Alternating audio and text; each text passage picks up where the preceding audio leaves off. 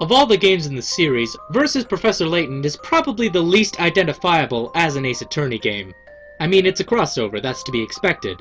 But even then, a lot of this game feels more inspired by Professor Layton than his lawyering counterpart.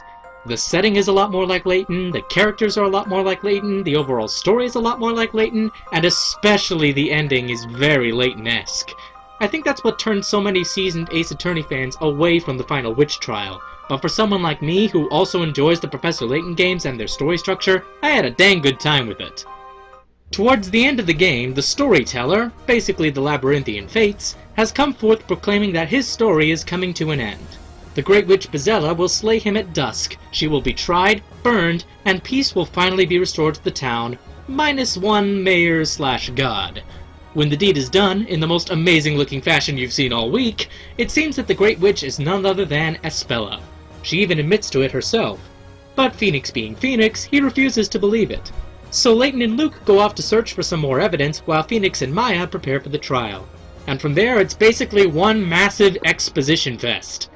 You see, Layton games are well known for explaining ridiculous situations through the most logical and yet somehow even more ridiculous way possible, and it's no exception here. There's certainly a lot of information being thrown at the player, quite a bit of it straight out of left field. This is probably the reason why this case doesn't have the best reputation, and I can understand that just fine.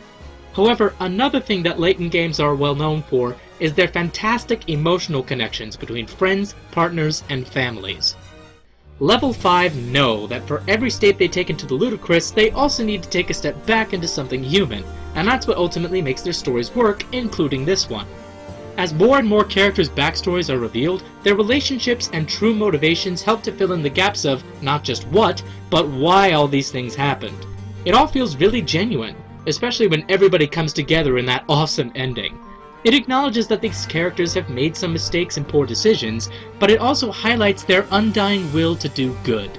To be fair, this one is not very strong as a representation of the Ace Attorney franchise, but as its own thing, it has quite a bit going for it. Interesting storyline, intense atmosphere, fun puzzles, stunning visuals, and some brilliant characters to glue it all together. It's the kind of case that makes me want to revisit Labyrinthia all over again.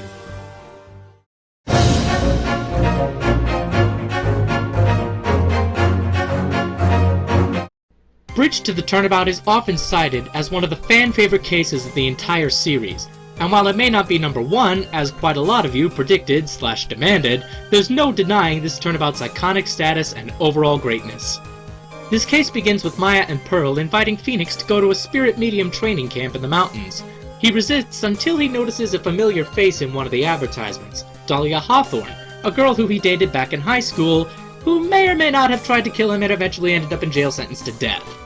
The night after they all arrive, Phoenix finds the murder scene of Elise Donim, another guest at the temple, and sees that the bridge to the building where Maya is currently training is on fire.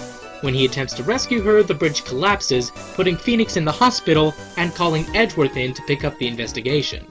So yes, this was the first playable appearance of Edgeworth in the series, which was pretty novel at the time. Aside from that though, this Turnabout has a wonderful pace to it. There's a good amount of suspense in the first half, due to Maya being trapped on the other side of the bridge and, as is discovered later, an angry spirit on the loose out for her head. And by the time Phoenix gets back on the case, there are still so many unanswered questions that the case hardly even skips a beat. Aside from maybe the very beginning before the actual murder takes place, there's never a dull moment with this one.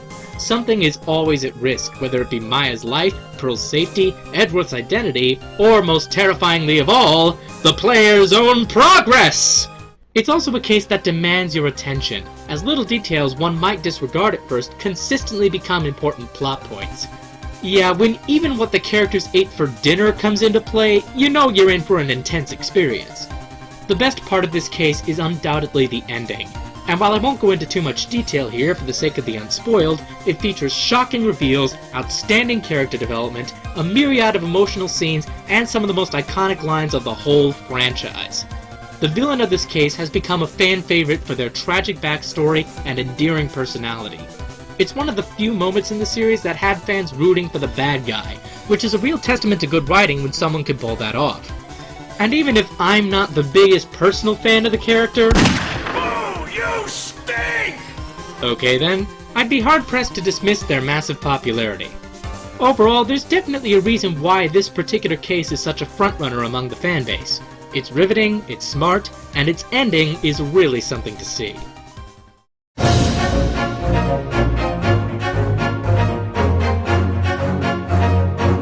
Hello, and welcome to YouTube's hottest new game show. This is She!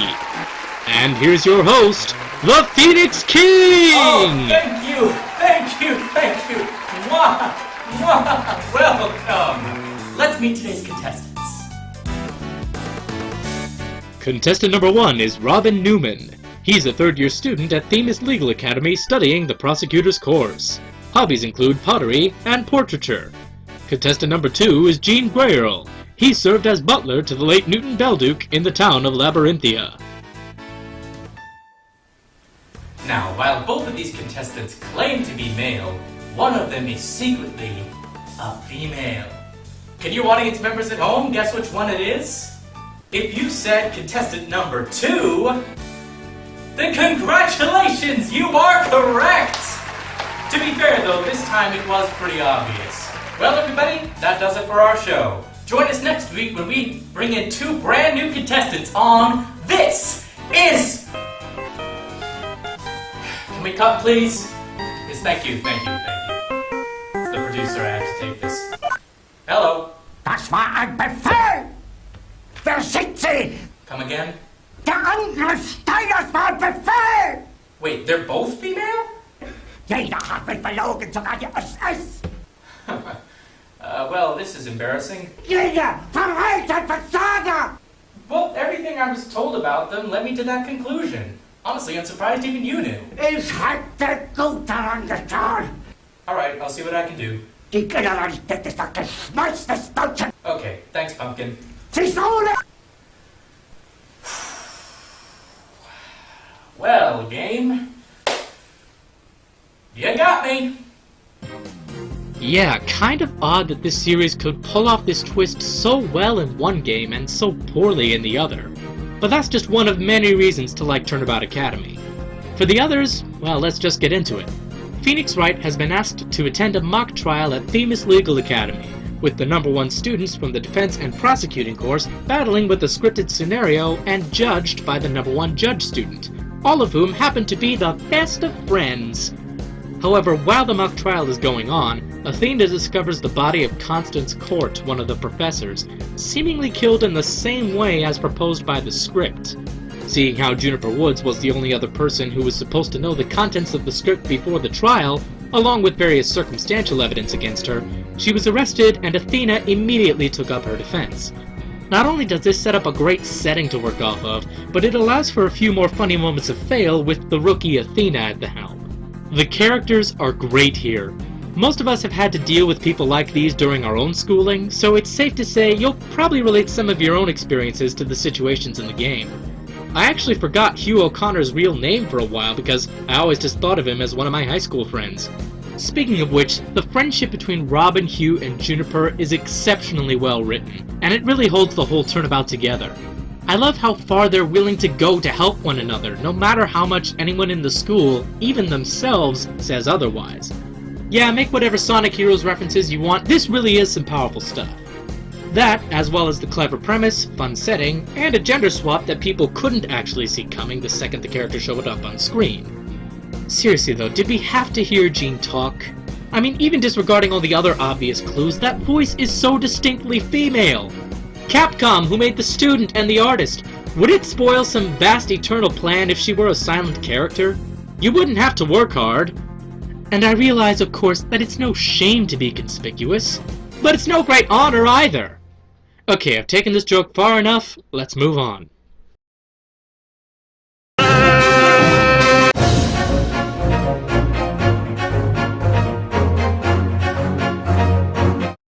On the whole, I consider Dual Destinies to be the strongest game in the series so far. Every single case in the game is enjoyable and unique, Athena and Blackwell are interesting new characters, nothing ever felt too cryptic, the new models look great, the soundtrack is my favorite of the bunch, and Turnabout for Tomorrow is one of the greatest finales I've seen in a video game. It's not my favorite final Turnabout, that'll be coming up in a bit, but as a conclusion to the game's respective story, it's about as good as it gets. Continuing from the previous Turnabout, Athena Sykes has been accused of the murder of Apollo's childhood friend turned astronaut Clay Terran, while also sabotaging the launch of a space shuttle. It's also eventually deduced that Clay's murderer is also linked to that of Athena's mother over 10 years prior, which happens to be the crime that Prosecutor Blackwell was originally indicted of. So now, with the solution to 2 separate murders on the horizon, it's a race not only to find the true culprit behind both crimes, but also, if possible, to save Simon Blackwell and Athena before it's too late for them. And to think that The Secret Show was at one point the most intense story I'd ever gone through. Whew, that zombie episode freaked me out. Anyway, this Turnabout probably has the highest stakes of the lot. Multiple lives, Apollo's trust, Athena's sanity, decades of scientific research, a hostage situation, and possibly even national security are all on the line here. More so than any other Turnabout, Phoenix is taking on a mountain of lies, so much so that he can't possibly do it alone. During the first half, Edgeworth ends up flying in to serve as Prosecutor. It's so cool to see him back in the main series again, and he even wears glasses now, just like his papa! Sure, it's fan service, but it's just such good fan service! I want it! Give it to me! In the finale of the first act, you end up facing against Edgeworth one last time, with all that's at stake, in the ruins of the bombed courtroom from the beginning of the game. I'm glad I don't have an epic meter, because if I did, it would have just broken. And then I'd have epic fluid all over my carpet. And that stuff stains like you wouldn't believe. Then in the second half, all the main characters come back together to shut down the enemy. And oh boy, when the identity of the true killer is finally revealed, it makes for one of the most astonishing moments of the entire series. Actually, I'd go so far as to say it's one of the greatest twists in video game history. No exaggeration, I was that freaking amazed. Honestly, just in terms of telling a mystery story, I think this is the best written Turnabout there is. The suspense, the stakes, the little details, and especially that reveal are all extraordinary. The only thing holding it back from the very top is that it didn't leave as much of an impact on the series as the ones coming down the line. At least not yet.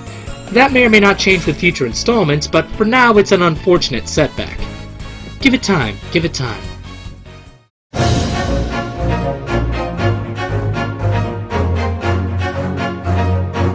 Of all the methods of telling a story you can use, flashbacks are one of the most useful, but also one of the trickiest.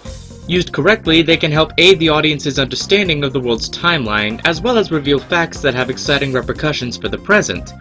However, if used poorly, they can drag out a narrative with generally pointless exposition, or, even worse, give away too much information.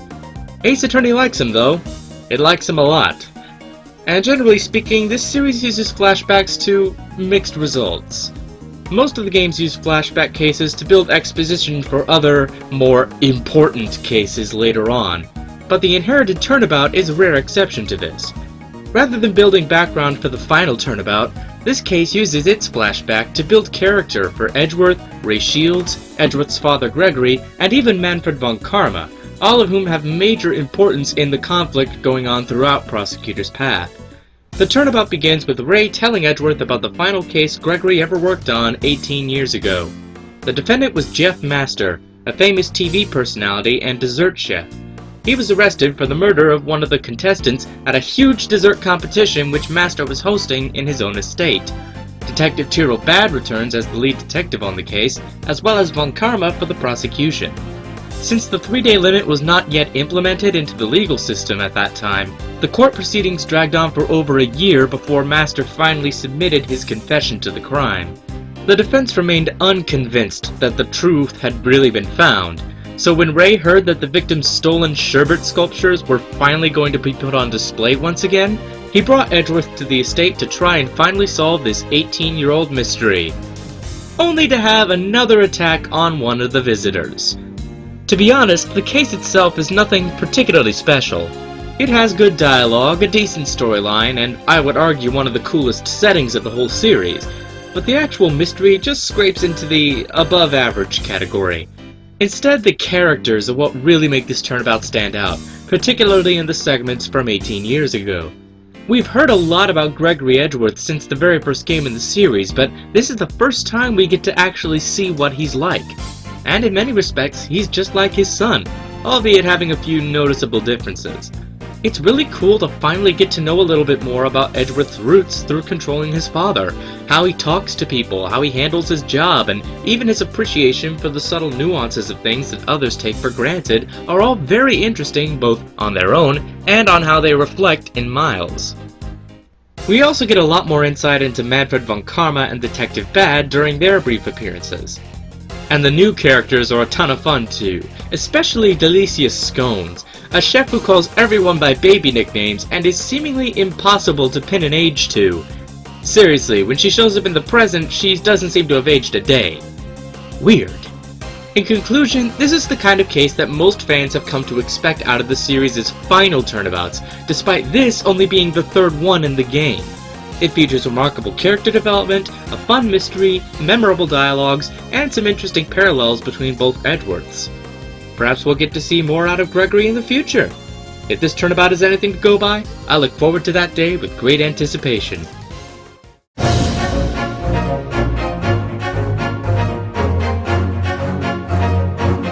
Do you want to know why I hold such high respect for this series? Aside from the wonderful writing, characters, music, etc., it's for its ability to handle serious and mature issues as serious and mature issues. Obviously, you've got murder, suicide, vengeance, and such, which are common throughout the franchise, but how about something like extortion? For example, in most games, when a character gets kidnapped, the reaction is something along the lines of, "Oh no! Got to go save the princess!" On the other hand, farewell my Turnabout.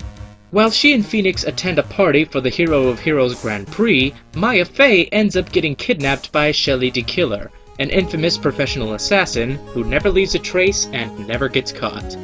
He calls Phoenix and tells him that the bounty for Maya's return is a not guilty verdict for Matt On Guard, one of the performers at the party accused of killing a fellow performer. A not guilty would see Maya released safe and sound, while a guilty would see her disappear forever. Phoenix goes along with it at first, treating it as if it were any other case, while also trying to track down Maya's location. However, before the second day of the trial, just when it looks like Phoenix might be able to win, On Guard reveals everything. Not only did he hire Shelley the Killer to take out the victim, but he's in on the kidnapping as well. And now, Phoenix finds himself caught in the middle of a terrible predicament with no way out. Anyone who's played any of these games can tell you that one of this series' favorite buzzwords is truth. And there's nothing wrong with that. Seeking the truth is exactly what people in this profession are supposed to do. However, many people in the real world don't think of lawyers in that way. They're often seen as manipulators of the truth rather than guardians of it. We've seen that come across in some of the antagonists of this series, but never before or since in the protagonist. Watching Phoenix knowingly compromise the truth, even for the sake of someone's life, is really profound. You can feel him hurting throughout the entire Turnabout. And yes, he's doing something despicable, but it's hard not to be on his side. This Turnabout raises a ton of interesting questions. What would you do? Would you risk someone else's life for the sake of your own integrity? Or would you go against your beliefs and the law itself, risking your career for what may be a selfish motivation? It's one of those great dilemmas that will never have a clear solution, and anyone who finds themselves in such a situation will likely have to decide for themselves. And when Phoenix makes his decision and actually ends up finding a way around the whole problem, it's a wonderful, uplifting moment after going through such drawn-out agony.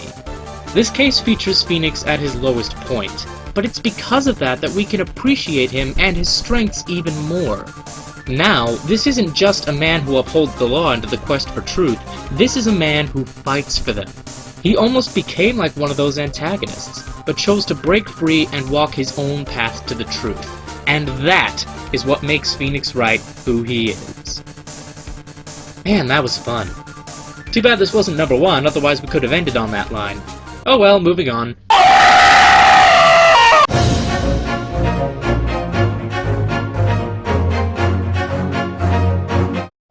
Alright guys, I'm warning you right now that this isn't exactly the obvious choice. And while I'm sure a lot of you expected it to make the list at some point, putting it at the very top was probably not on most people's radar. But in my opinion, even more so than Farewell My Turnabout, This is the case that puts the entire rest of the series into perspective. It's not the funniest, it's not the longest, it's not even really the best written, but I think that out of all of them, it is the most meaningful.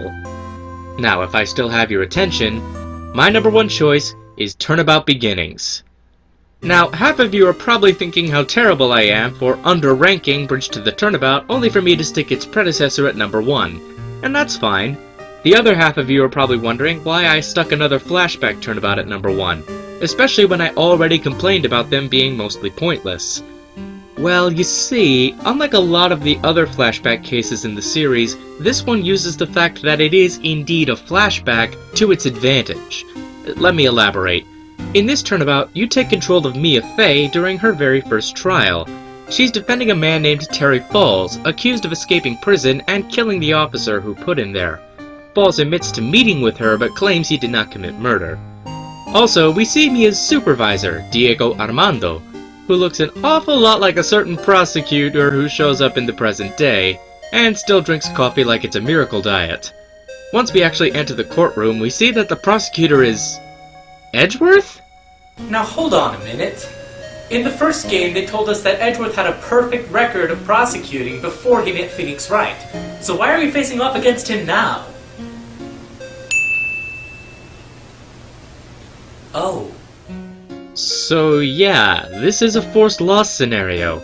Usually when games do this sort of thing, players tend to feel cheated, but in this case, it's actually brilliant.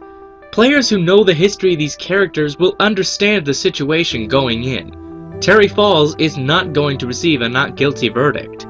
But now, much like in Turnabout Succession, there's a certain intrigue.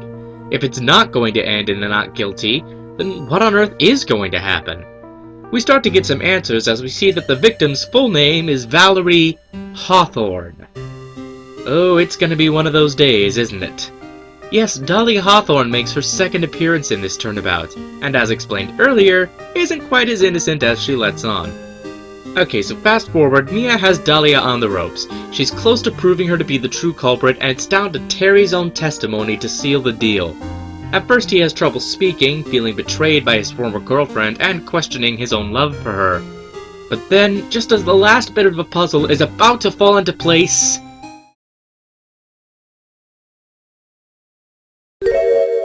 Terry dies on the witness stand, driven to poison himself out of love for his sweet Dahlia. This single moment is the reason why I put this Turnabout at number 1. And it's the reason why I will love Ace Attorney until the day that I die. Because of this one scene, no longer is this just a game about solving mysteries and catching criminals. No longer is it about winning, getting a not guilty, and hearing those cheers from the gallery. Now, it's a battle for survival, with real lives, real virtual lives at risk every second. Even in a series where death is such a common sight, Terry's suicide has a really profound effect on the player. You talked to him. You got to know him. You know the truth behind what happened at Dusky Bridge, and you know who the real villain is.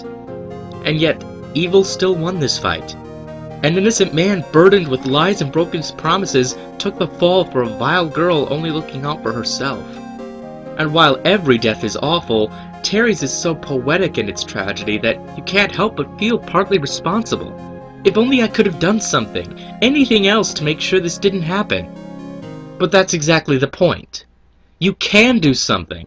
This time may not have worked out like you wanted, but now you have more motivation than ever.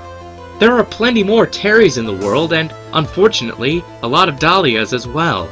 Out in the rest of the world, all sorts of wickedness is going on that can't be helped or can't be stopped in that setting. But as a lawyer, you have a unique point of view. You stand in the one place where people can be judged as they are, with you and those like you as the harbingers of justice. You are the ones who will defend the innocent to the ends of the earth and seek out the evildoers who hide in the background.